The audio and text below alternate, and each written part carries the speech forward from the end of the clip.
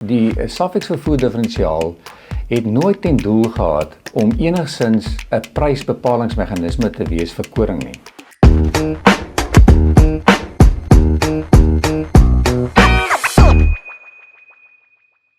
Goeiedag, ek is Hugo Logner. Begin vandag met 'n nuwe podcast, Bemark Slimmer. Die podcast fokus op die bemarking van graan en vee. Hoekom gaan ons dit doen? Ons glo die volgende stap in groter winsgewendheid in die boerdery gaan nie in die produksiekant lê nie, maar aan die bemarkingskant. So julle kan uitsien in die episodes van die podcast wat ons gaan doen, gaan ons met verskeie kenners gesels, wat julle die inligting kan gebruik om meer sinvolle besluite te neem en so groter wins uit julle bemarkingsdeel van die boerdery te maak.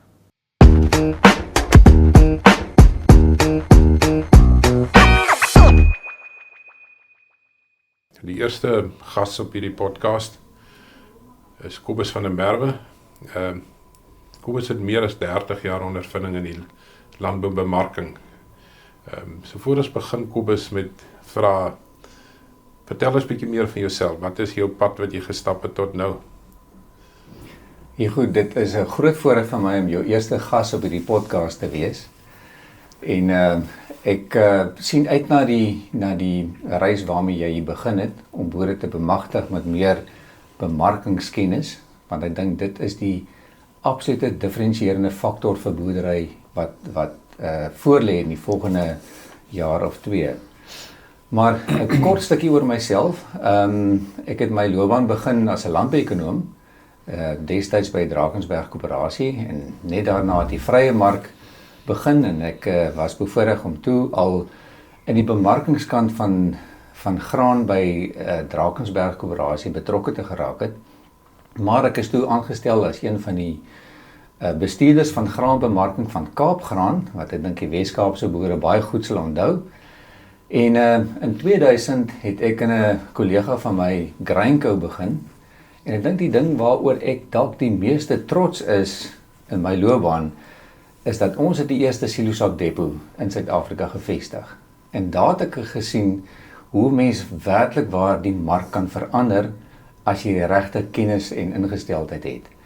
En daarna het ons Grainco aan BKB verkoop, die skaap- en wolmaatskappy, en ook my loopbaan 'n bietjie skouers geskuur met Lewende Hawe. En toe het ons Perdigon begin.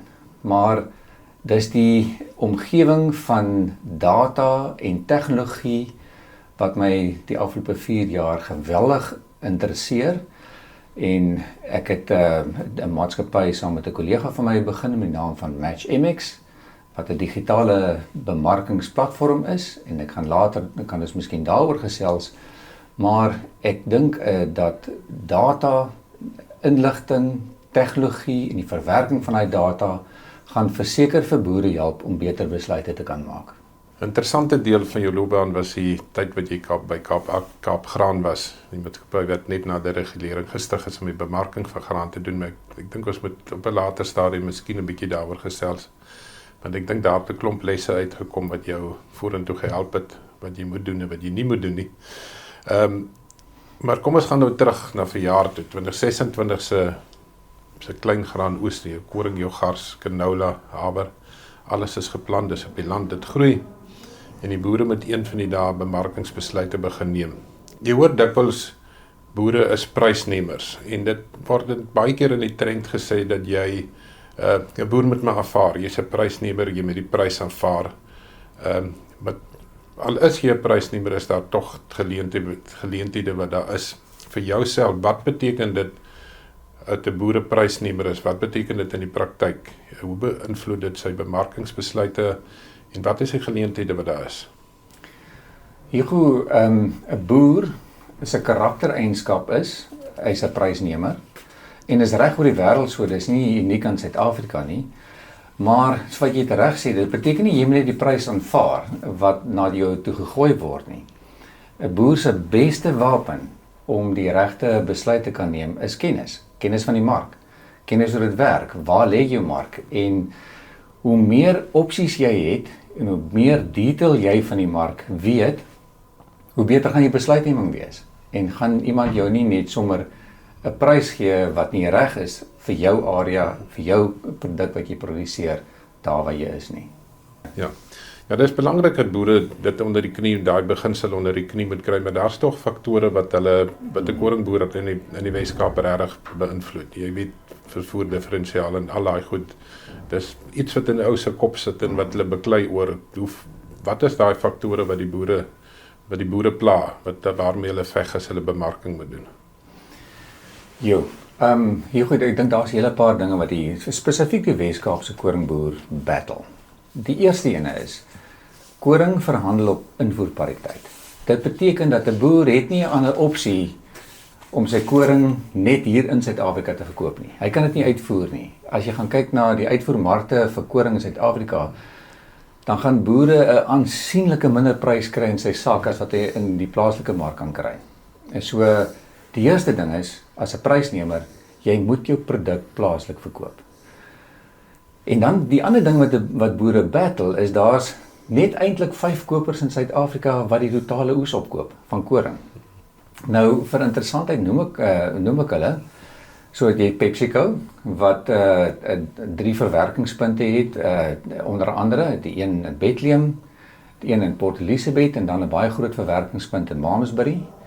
En daai markte word van die Kaap af bedien. Premier Milling byvoorbeeld het 'n vereniging in Soutrivier in die Kaap verwerkingspunte. En dan RCL het 'n ongelooflike groot meule in Pretoria Wes.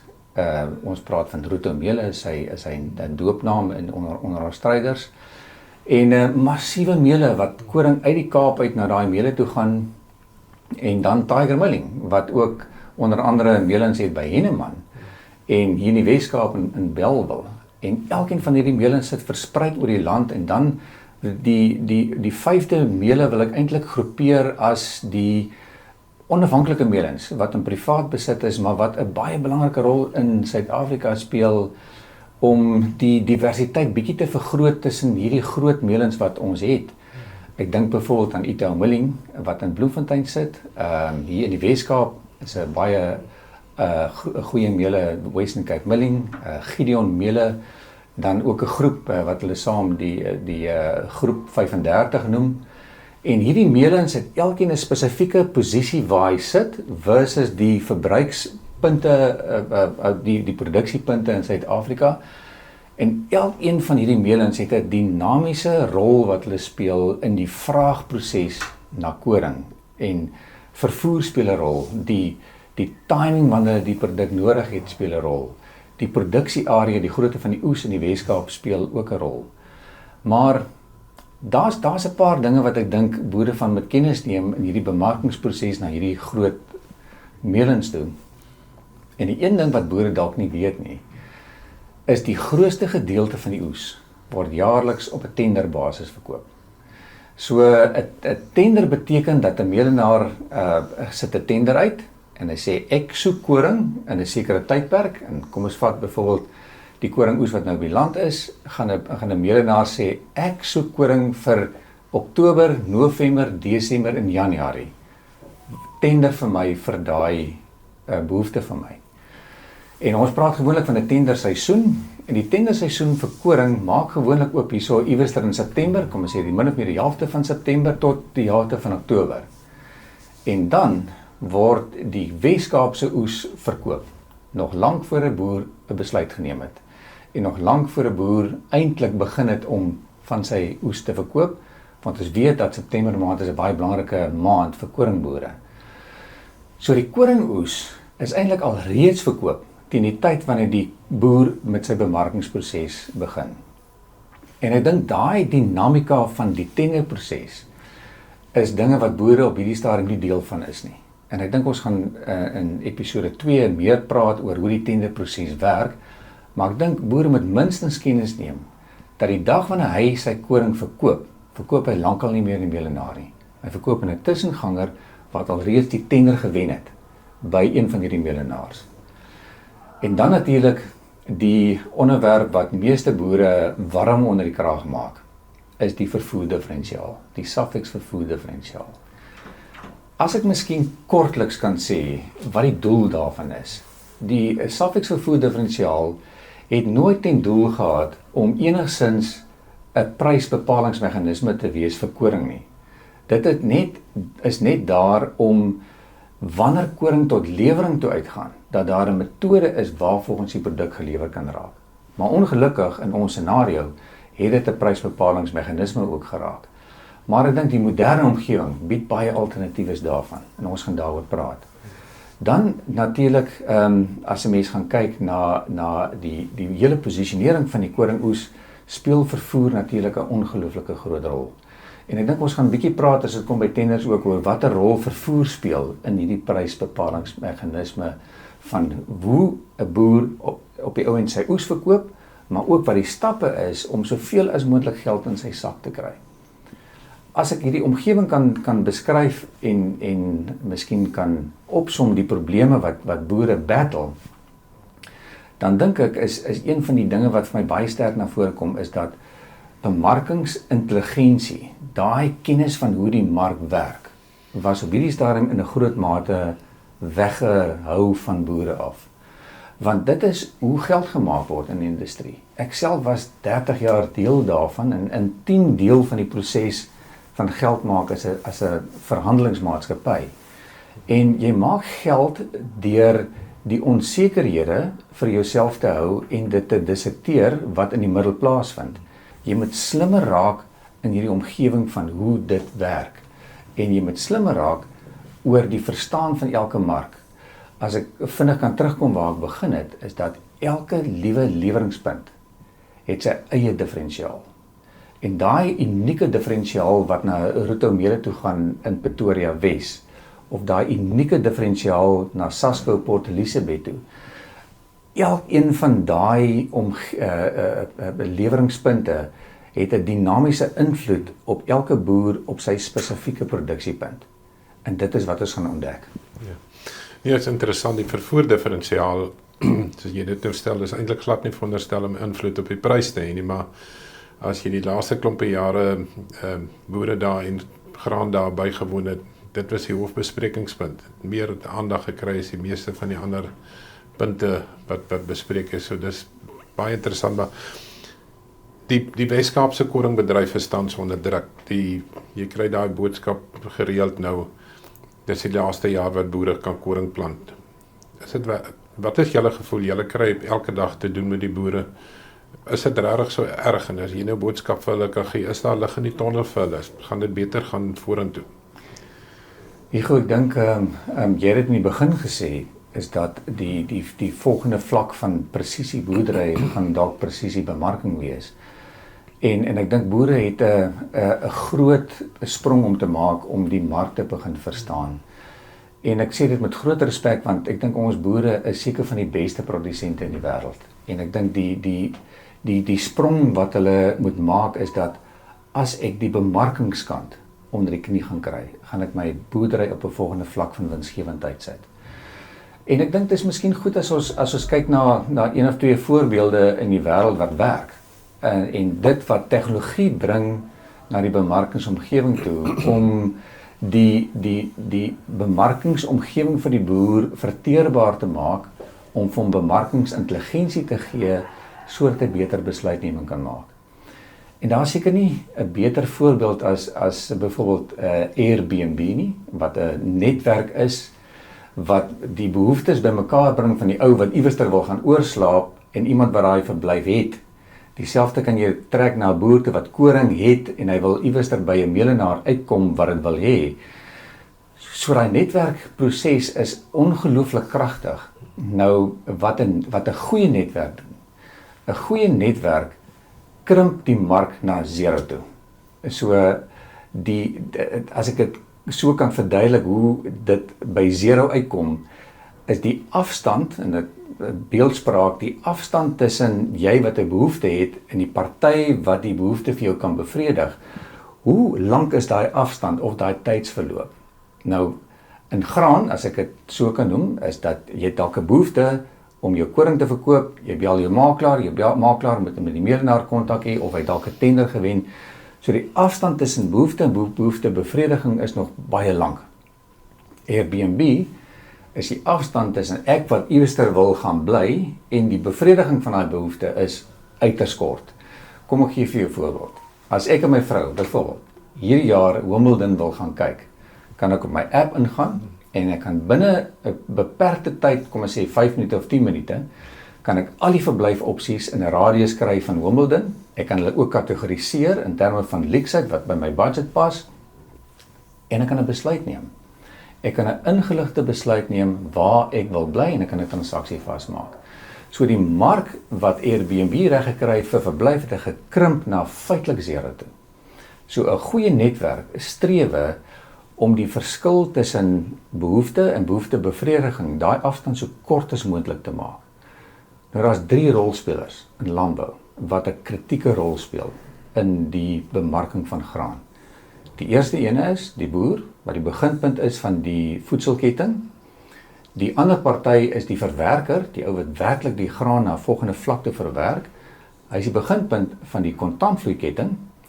En dan moet die 2 partye bymekaar kom en dis die vervoerketting, die vervoerder. Nou daai 3 partye is die absolute noodsaaklike elemente in die verhandeling van graan. Alle ander partye, ons in kluis, is middelmanne. En middelmanne moet 'n spesifieke waarde toevoeg as hy in hierdie ketting wil bly. En ek dink tegnologie gaan die waarde wat elke party in die ketting voeg net baie meer onder die vergrootglas plaas, sodat dit krities geëvalueer kan raak. Maar ek dink die mees waardevolste aspek wat 'n netwerk na 'n boer toe bring, is kennis. Kennis van hoe die mark werk, kennis van jou opsies, kennis van hoe lyk jou verskillende markte. En so wat ek het so rukkie terug gesê het, dat as 'n boer byvoorbeeld homself sien in Caledon as 'n koringprodusent, sy mark na Port Elizabeth toe, sy mark na Itaumilling Bloemfontein toe of Henneman toe of na die Kaap toe en Bellville toe, elkeen van daai markte verskil. En elkeen van daai markte het 'n unieke wat ons noem basis. Noem dit maar 'n differentiaal of 'n suffix vervoer differentiaal. Daai basis word beïnvloed elke oomblik van die dag deur die vraag en aanbod van die melenaar. Hoeveel het hy al gekoop? Hoeveel moet hy nog koop?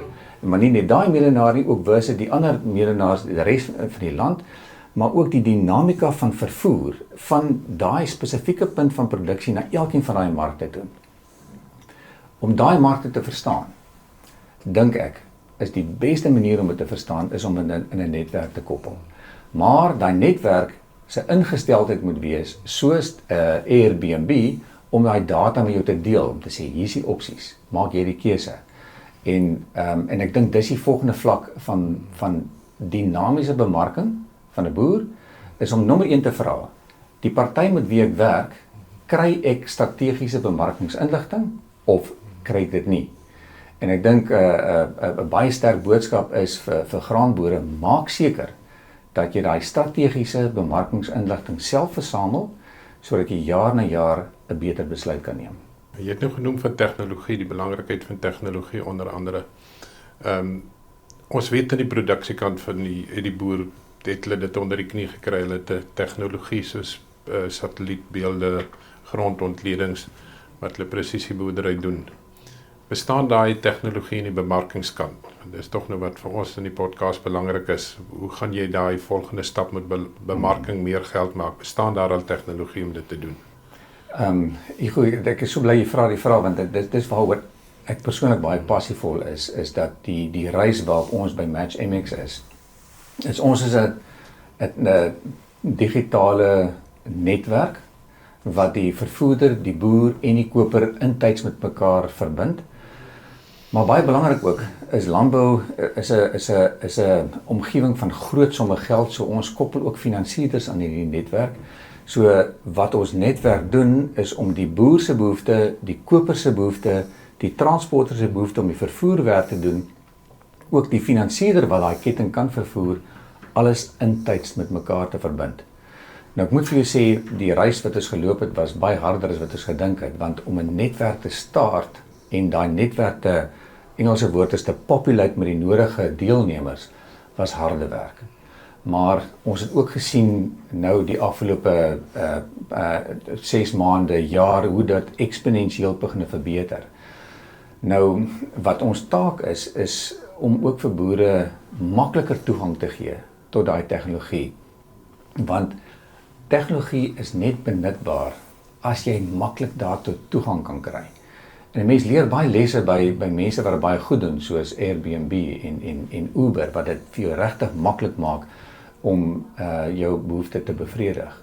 Maar net so vir interessantheid, een van die groot spronge wat ons in ons maatskappy gemaak het, is met die koms van kunsmatige intelligensie, AI.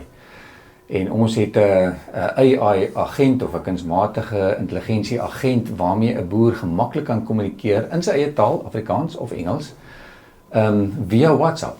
So die tegniese aspek daarvan is dat die WhatsApp word gekoppel direk in ons algoritmes wat vir jou punt waar jy is die beste prys gaan kry van al die opsies wat in die mark beskikbaar is. Maar soos meeste maatskappye moes ons 'n naam gekry het vir ons kunsmatige intelligensie agent. En ons het nommer 1 besluit dat vir die boeremark gaan ons 'n meisie naam kry. En ons het toe besluit op die naam Maxine. En ons spel dit so klein bietjie anderster om net die verbintenis met ons maatskappy te kry, MXINE. En ons kon natuurlik 'n perfekte model ontwerp het, ook deur middel van kunsmatige intelligensie. Ons het besluit, ons gaan met werklike mense werk om daai voorstelling te maak of die idee agter die agent te demonstreer. So ons het 3 meisies wat in meeste van ons advertensies optree wat Maxine voorstel, en dis al 3 vredelike pragtige meisies. 2 van hulle werk vir ons en 1 is 'n aktrise, maar die tegnologie via die agente raak al hoe makliker toeganklik. So 'n boer kan op WhatsApp, kan hy deelneem aan hierdie netwerk sonder dat hy eers weet hy neem deel aan hoogs gesofistikeerde tegnologie wat sy posisie onmiddellik daar waar hy is optimaliseer deur na al die opsies in die mark te kyk, vervoerkoste, bemarkingskoste, silokostes, alles in berekening te bring om vir die boer daar waar hy produseer die beste prys te gee. So as jy al net met Maxine kommunikeer, dan kan jy al verskillende prysopsies evalueer en die beter keuse maak tussen wat ek tans het of dalk via Maxine. Ja, dit is interessant en ek dink almal van ons is bang om so iets te doen. Ek het self bietjie gespeel met julle program en met Maxine en die eenvoud daarvan is ongelooflik maklik. Jy kan enige ou kan dit doen. Kan dit maklik onder die knie kry. Maar ek wil gou terugkom na bemarking toe en prys. Baie en dit is dalk 'n gevaarlike stelling as ek dit maak om te sê baie boere dink goeie bemarking is om 'n hoë prys te behaal. Is dit werklik so eenvoudig? Lê daar meer in goeie bemarking? Ek dink dis 'n baie belangrike vraag, want uit die aard van die saak, 'n boer se dryf is ek moet die hoogste prys in die mark kry, wat moontlik is. En ek dink ek wil dit so klein bietjie anders draai om te sê, 'n boer moet weet wanneer die regte prys op die tafel is. Want partykeer is dit om te weet wanneer jy moet vir 'n prys gaan, om 'n sekere tendens te verminder, of jy moet weet watter meelenaar in die mark is, wat jy weet, as jy daai meelenaar gaan mis, moet jy dalk na die volgende alternatief toe gaan, wat dalk nie so goed is nie. So, ek dink, ek wil jou vraag antwoord deur te sê, weet wat die regte prys is, deur die mark te verstaan, en te verstaan watter meelenaar is in die mark, in watter tyd, en daai inligting deel ons netwerk met boere, om presies te weet, wanneer moet hy bemark. Kom as die kennisdeel van bemarking, dink ek, gaan vorentoe 'n groter rol speel by die om meer geld te maak in bemarking uit. Ek wil 'n gedagte laat by die boere nou, voor ek jou 'n laaste kans gee.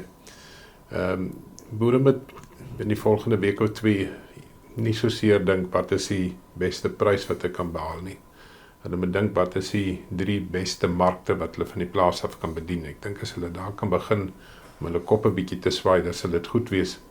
Maar vir 'n afsluiting, as jy kyk na waaroor ons vandag gepraat het, wat sal die belangrikste les of inligting wees wat jy dink wat boere moet onthou en vorentoe vat?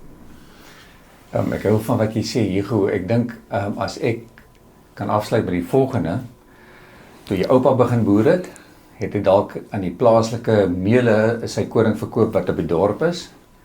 Jou pa het 'n verhouding met 'n trader gehad wat sy koring vir hom bemark het. Ek dink die moderne boer in die volgende vlak van winsgewendheid gaan wees om die mark te verstaan, om markintelligensie te versamel, data te versamel en daarvolgens baie slim bemarkingsbesluite te kan maak. Jacobus, baie dankie. Hierdie sessie was baie insiggewend en ek dink ons het die tafel lekker gedek vir die volgende episodes van Bemark Slimmer. So, dankie vir jou deelname. Ek sien uit daarna om weer met jou te praat. Hugo, dit was my baie lekker geweest. Dankie.